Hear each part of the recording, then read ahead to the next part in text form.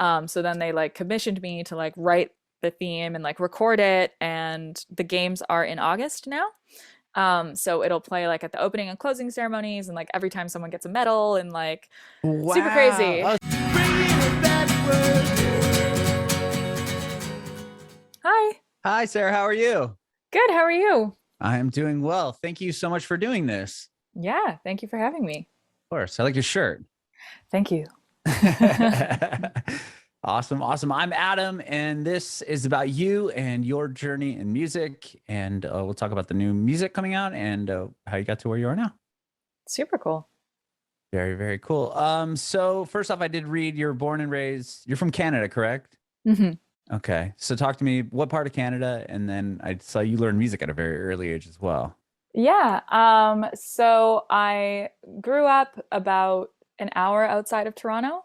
Okay. And I've lived in Toronto for the past like 5 years. So I really love the city. There's like a great music scene here. I live in the West End, like near a really nice park. So there's lots of good naturey stuff.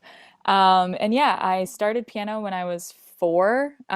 It was kind of like one of those things where like your parents are just trying on different extracurriculars to see which Sure. one you like. Hmm. And I just really loved it. And then I started singing, and my parents were like, "Oh, maybe she should take a couple lessons." And I learned like from a woman who taught like very like classical singers. So I did a lot of like musical theater and like opera, but then also discovered like classic rock music like Led Zeppelin and wanted to sing that instead. But I think it gave me like a really good foundation for like understanding how to sing. If you can sing opera, you can sing anything. Right, right. I mean, wow. Especially in piano that early too. I mean, to learn both of those instruments, kind of like to have the base of Hmm. music. I mean, right away at that early on. That's incredible.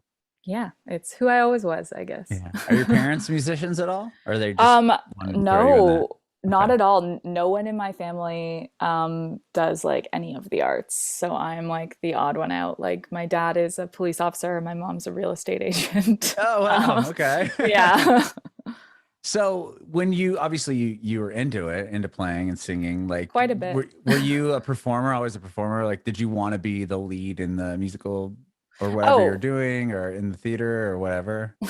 for sure. Like I'm the oldest on my dad's side, and so every year for Christmas, I would like get all the younger cousins together and be like, "Okay, this year we're doing a play." And Okay. like and then I would like direct everyone, obviously give myself the best part and Hmm. like so I was always that person. Like I think I grew up like pretty shy, like interpersonally with other people. Like I didn't really like to talk to anyone, but I also was like, put me on the biggest stage ever, please. That doesn't scare me at all. Oh, so you're very Um, comfortable being on stage and yeah. performing in front of people. Yeah, yeah. Interesting. Okay. And what about a band or anything like that? Did you play in band in school or did you play piano in the school band? Yeah, I played a lot of piano in school, like whenever we would have like assemblies and stuff. And then like I had a couple bands in high school. I had a band with a bunch of girls I was friends with, and we just exclusively covered the Pixies. Oh, that's That cool. was pretty weird. And yeah, and then it just kind of progressed. Like when I got to university, then I started like playing my own music, and then I played with like a lot of bands for real and like did the whole playing in the bars and all of that stuff. Okay, so that was later then. So but to be were you like just the best piano player at the school? Obviously, that they're like, okay, we're gonna get Sarah to play piano like during this assembly or this or that or the other thing. Is that you were just the go-to, or did you want to be that person? I think not so much with piano, but with singing for sure. Like anytime there Okay. was anything, I was like, I want to be the one to sing it, and I I sang at our graduation. I sang Oh at wow. everything. Yeah. Okay, Yeah. that's cool. What'd you sing at the graduation? I sang For Good from Wicked. Oh, Yeah. okay. Nice. That was Yeah. from high school graduation? Yeah. Okay. Yeah. So you said you were in a Pixies cover band in high school as well. And Yes. then were you writing your own music at that time, or that didn't start until you went to university? I don't know if it started and was very good, but it was definitely happening. But I started writing music when I was like 9 or 10. Oh Um, wow. yeah, and it was like so like angsty and about so much pain that I had like never experienced. But I think that's what everyone kind of Right, of does and course. gravitates towards. But yeah, when I was in high school, I like used to get in trouble a lot because I would like just write music like in class, like write like lyrics and stuff. Okay. And then yeah, by the time I was in university, I was like writing like quite a lot. Okay. When you were in high school, though, did you show those songs to anyone, or were you putting them together as songs, or is it just lyrics? Um, Sometimes I would show them to people. Like I used to have like a gig where I played at like so you're based in America, right? Right, right, Yeah. yeah. So it was kind of like playing at like a Barnes and Noble kind of situation. Like a Um, little like a little bookstore. bookstore. And Okay. like every Friday I played at this bookstore and it was like a thing. And like I had like a little like self-recorded CD that like they sold Oh, there and like yes. whoa, that's cool. Yeah. So that was all original material. It was.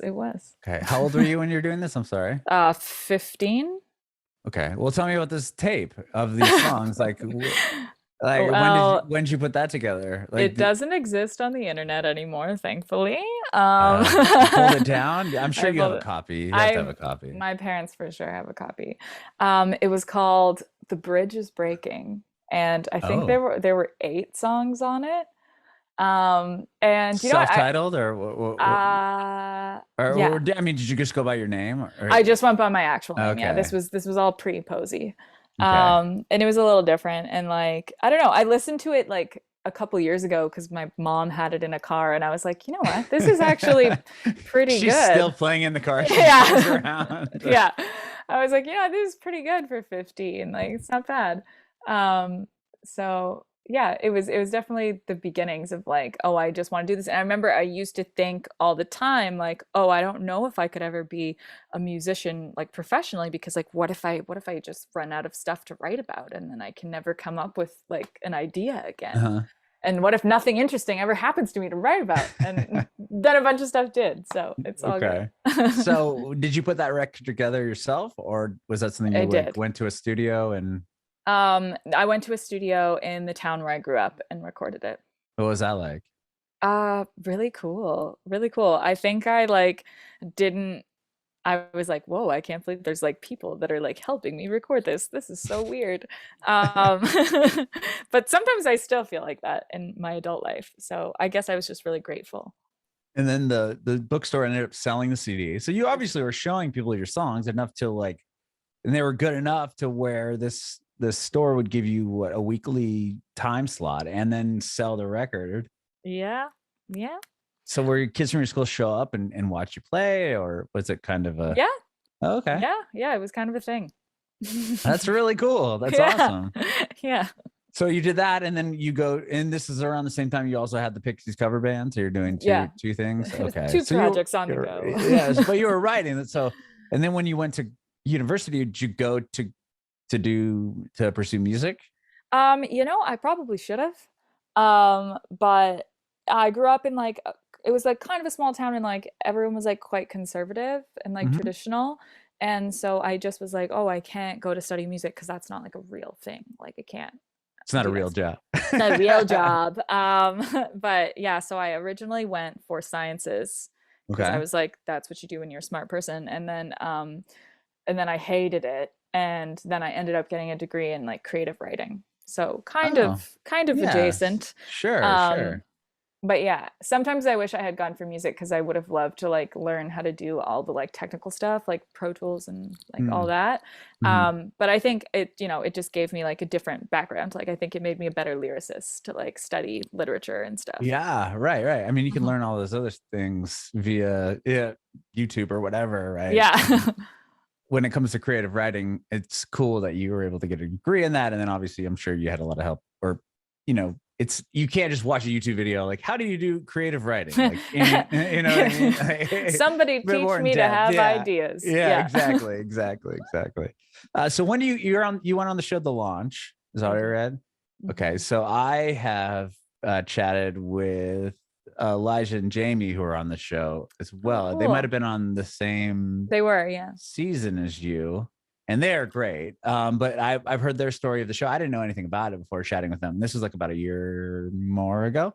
So I'm curious to hear how you got on the show, and then you ended up winning your episode. Is it? It goes by episode, It right? Is goes by that episode, yeah. okay? So tell me about how did you find out about the show? How'd you get on the show, and what was that like?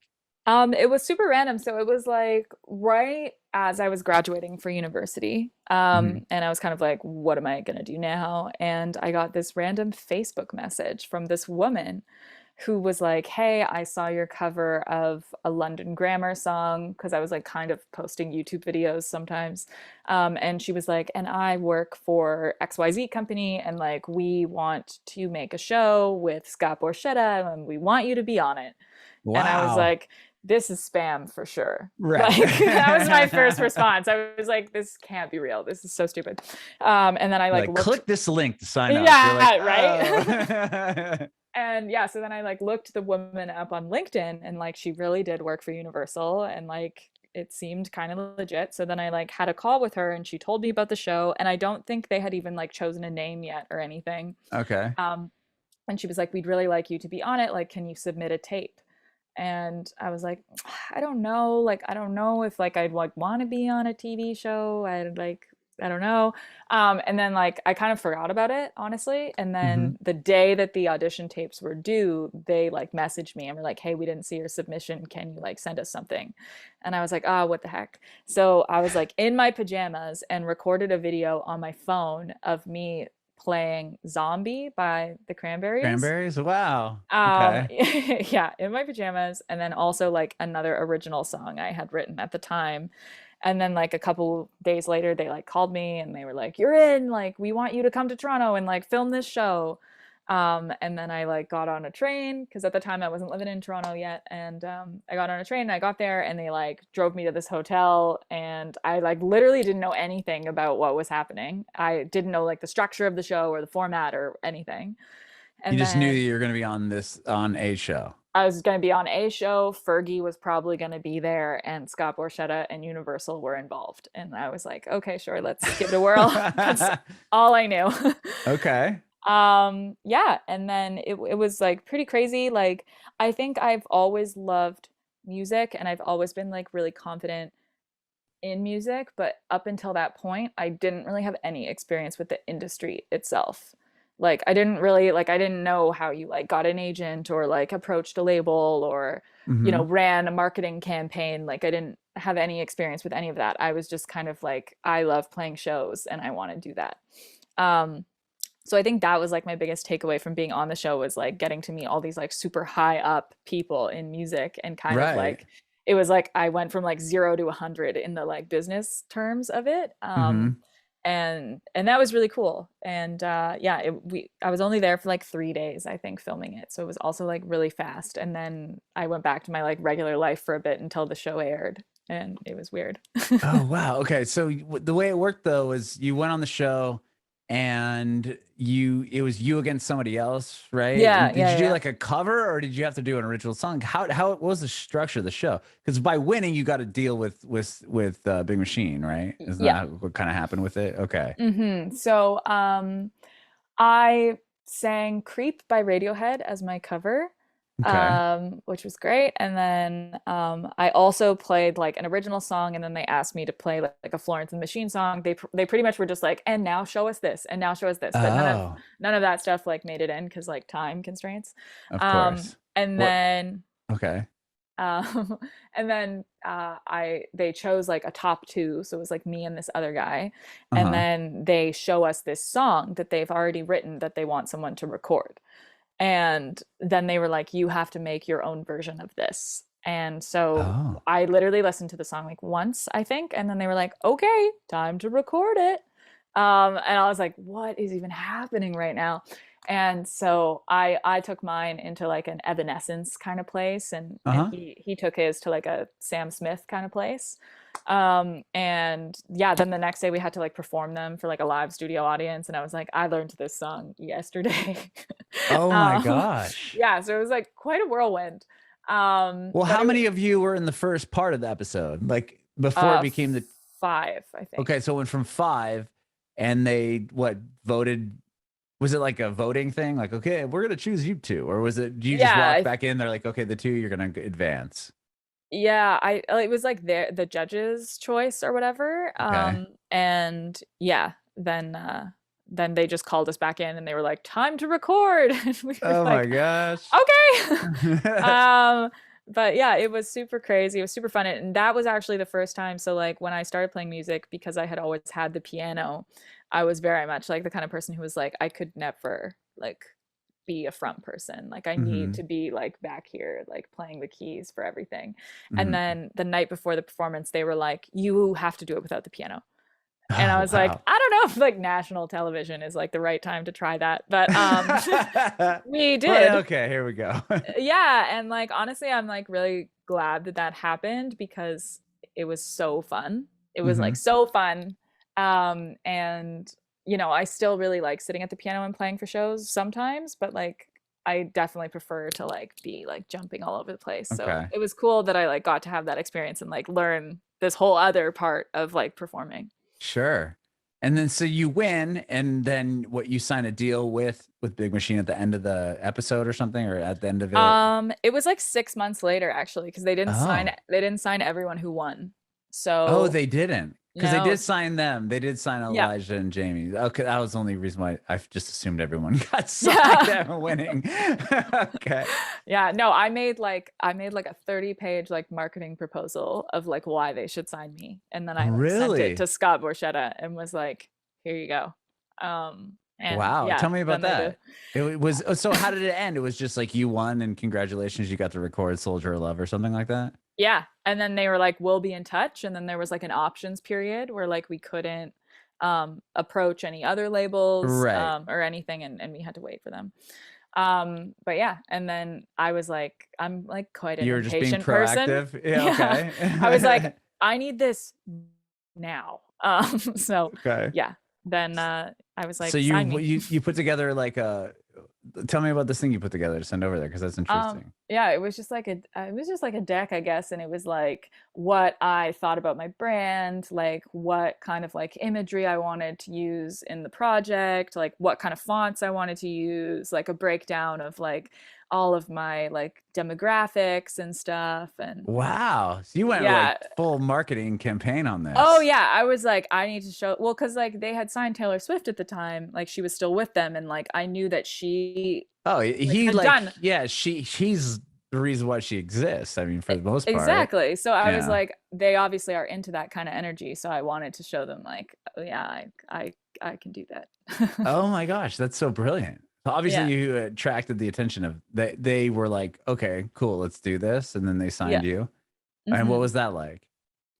Super crazy, super crazy. It was crazy because like, you know, since I was 9, I had like done projects at school of like, what do you want to be when you grow up? Right. And like, you know, it was like a moment where I was like, holy shit, I did it. I like got the record deal. It happened. Um so yeah, it was super cool. I got to go to Nashville a bunch of times. I like wrote a couple songs with like Liz Rose, who like wrote all the early Taylor Swift stuff, and like Mhm. that was like super incredible and she was really nice and yeah, it was really cool. Did you put out, is that when you put out Glass Box Confessional? Was that from Yeah, like that was with via them. that? Okay.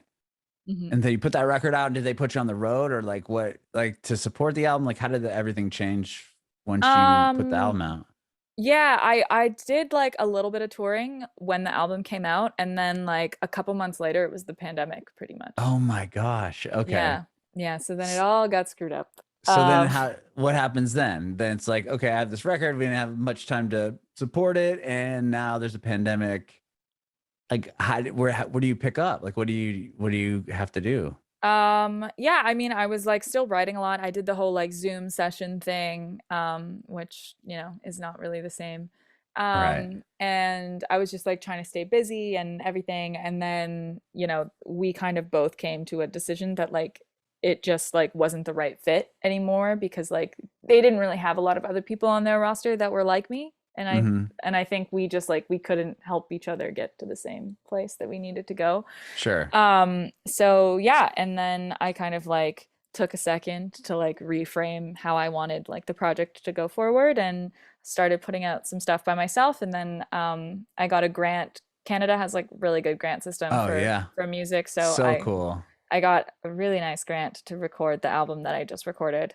And yeah, now it's starting to come out, so that's really cool. Wow. Okay. So the pandemic hits, you guys part ways, and then you're able to you have to apply obviously to get this grant, which I know is like not the easiest thing ever to for them to actually give it to you, but the Hmm. fact that they do that, like I know New Zealand does it as well. Canada and New Zealand are only two I can think of Hmm. that will actually support the arts like that, which is so cool. Yeah. And do you have to present to them? I mean, you have to give them a track record, obviously, like, okay, I've done this and this and this, Yeah. but it's like, do you have to say, and here's I have a record, like, did you have the songs Yeah. ready or You like kind of have to have it all like, laid this is out? exactly what I'm gonna do, whether or not you give me this grant or not. Got Kind it. of. So you have to be like, I'm gonna use this producer. I'm gonna go and record it here. I'm gonna make this music video. Here's the treatment. I'm gonna use this marketing Oh, firm. I'm wow. gonna, yeah. So it was like a lot of like administrative work. But I'm a pretty organized gal, so it was okay. But That's cool. Okay. yeah, And did you have the record all done at that point? no, no. Oh, you I just had think the a lot idea of of the record being I had done. the idea. I had the idea of it being done. I had like references for what I wanted it to sound like, and like I had like songs that I had submitted, but I don't think hardly any of them actually ended up on the final record because I ended up writing other stuff, and that was fine, and they were cool with it.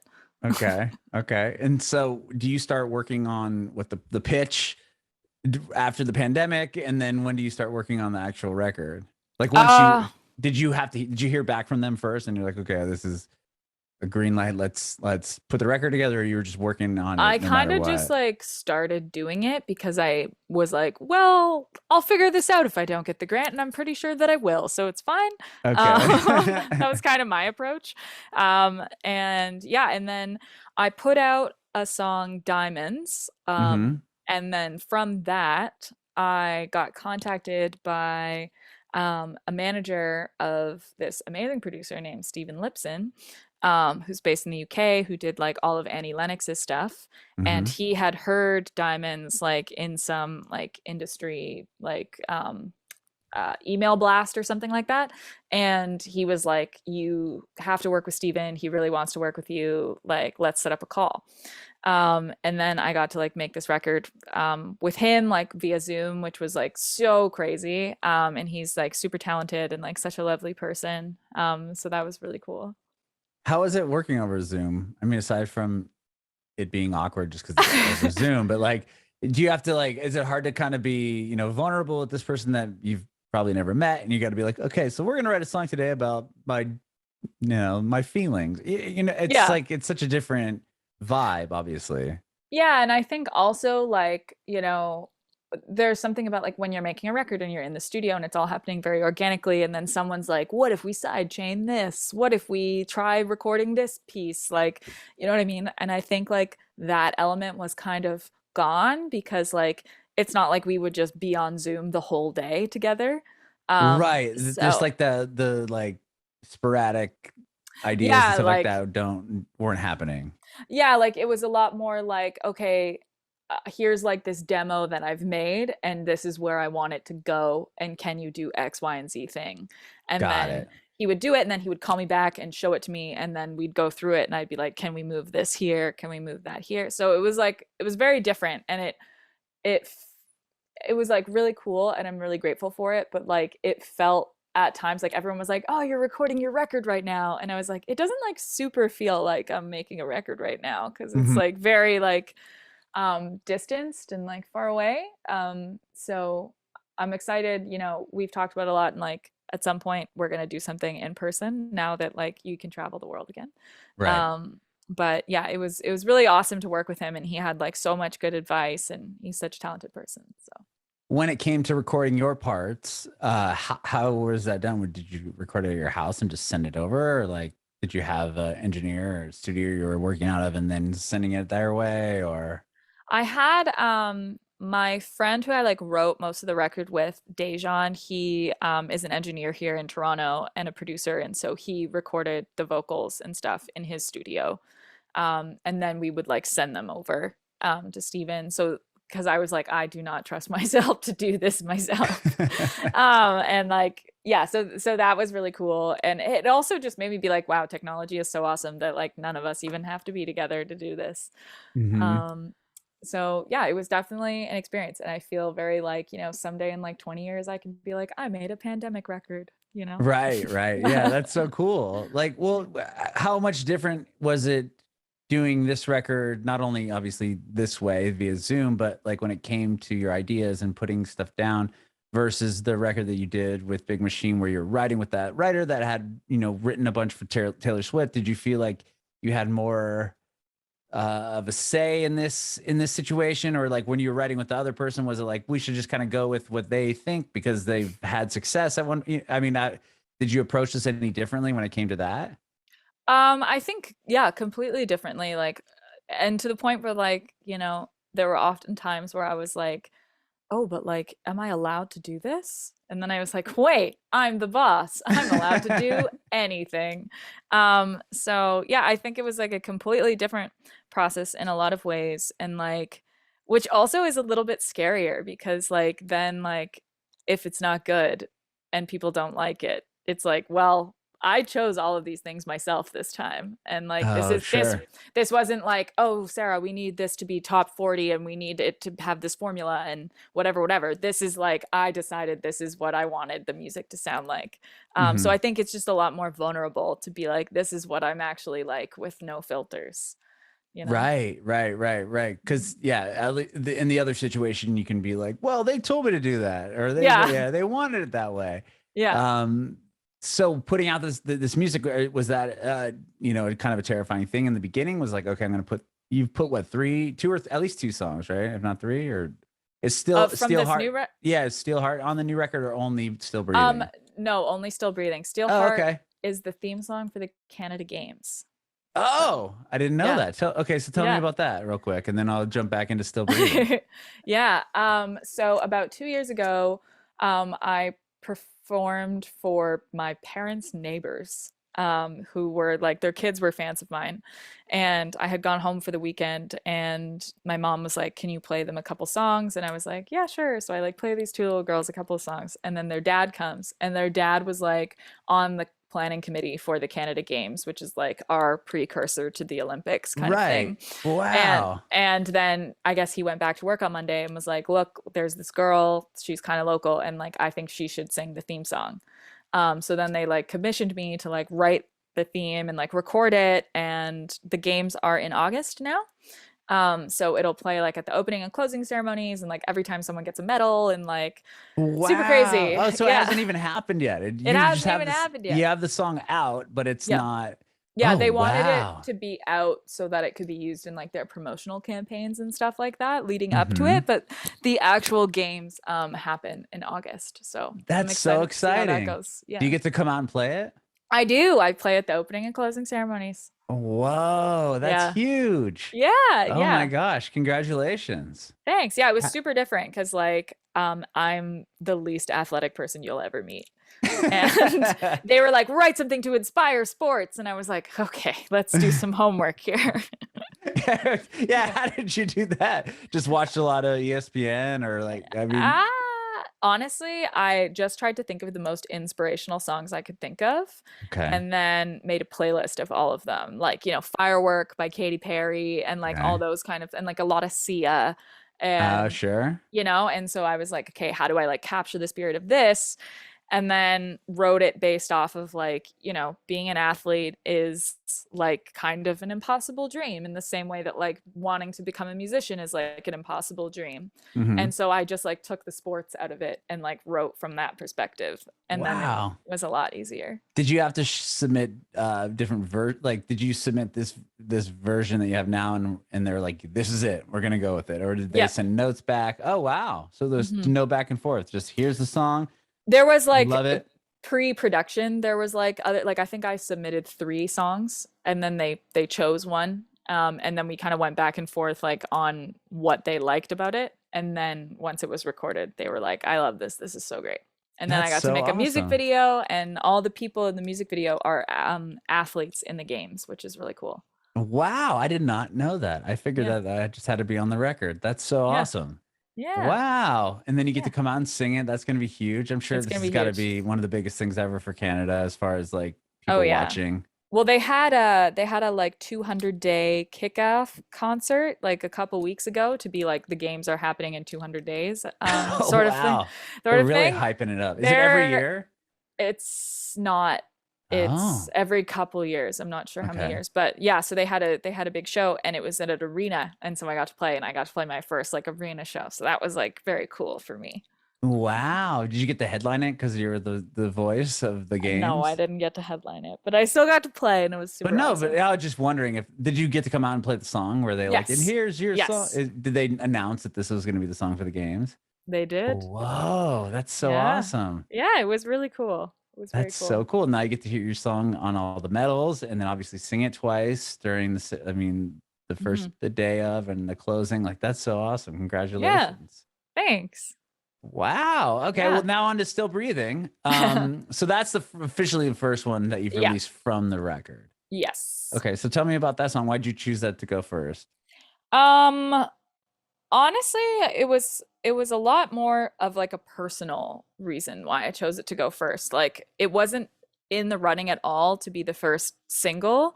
Hmm. It was more like I felt like it had to come first because I wrote it. I mean, the song is about like overcoming like a lot of like bad shit, right? And so like Hmm.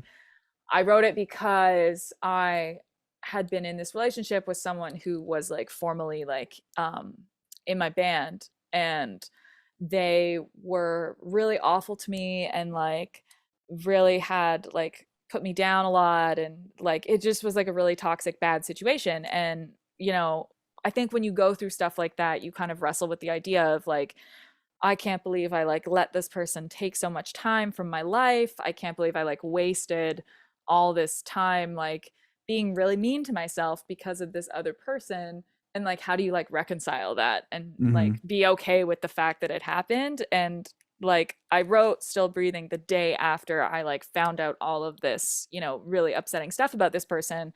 And um I just kind of came to the conclusion that like it doesn't really matter because like at the end of the day, like this person didn't break me, and like I'm still doing music, and like Hmm. I'm still here, and like I still get to write the next part of the story, and like that's the most powerful thing that you Hmm. can do. And so I felt like to have that be like the first thing that comes out was kind of something that like I needed to do for me because yeah, it was just kind of like no one is gonna ruin this for me. It's gonna be awesome, and like Hmm. I'm really proud of myself for doing it. Very cool. Yeah. And you can be like, and you're gonna have to see me on the opening and closing of the Canadian or the Canada games. Hear my song if at any time that somebody wins. Like, Yeah, sorry. that's awesome. Okay, so Yeah. that was the reason why going with that one first. And does that kind of set the tone for the album at all, or I think so. I think a lot of people have said to me that like they feel like the chorus is like really unexpected. Like Mhm. it just kind of comes in and is like super strong, and like you don't think it's going to happen that way. And I think that's a good introduction to the record because like the whole thing is filled with like quite unexpected choruses, and like I think I was a lot more like experimental musically on this record than I've been before because I was kind of like, well, why not? Like, Mhm. and I was just so bored of like the copy paste, like end of verse and the chorus and this, and like where you don't even have to have new production for the second verse because it's just the exact same thing. And I just like really didn't want this record to be that, and I wanted it to be like kind of eclectic like me. So Okay, I I love think, it. yeah. Very, very cool. Aside from playing at the Canada Games, are you touring the record when it comes out, or just releasing it now? And Yeah, so there are singles coming out almost every month until August, which is mhm. when the record will drop because it'll come out like around the Canada Games since there'll be so much stuff happening then anyway. Yeah, brilliant. Yeah, and that so through the summer there's going to be some touring. I'm going to play Reeperbahn in Germany in September. Wow, Like, yeah, I'm playing in New York next month. So I'm really stoked. very cool. Well, Yeah, thank you so much for doing this. I really appreciate your time today, and of so course. stoked for you for that Canada Games thing, and obviously in the new record. Very, very awesome. Thanks. I do have one more quick question. I want to know if you have any advice for aspiring artists. Oh man. Okay. My advice would be, okay, can I have two pieces? You Is can that say whatever okay? you want. Yeah. Okay. Okay. My first piece would be, um, if there is anything that you like more than being an artist, then I don't think you're ready to do it yet. Because I think like it's really hard to be an artist and it takes a lot of work and it takes a lot of rejection and you have to be super sure of yourself. And I think if you ever have moments where you're like, maybe I should just be this instead, like that's gonna ruin it for you. So I think it has to be the thing where you're like, I need to do this. Like this is like a part of who I am, you know? So if you're having those feelings that it's something that you need to do as much as you need to like go outside in the sun and like eat food, then like you're definitely in the right place. And then to that point, if you are in the right place and this is what you really want to pursue with your life, then just remember that no one is ever going to care about your work more than you do. And you always have to be the person to have like the idea of what you want your career to be. And no one gets to write that for you. And you get to be the boss.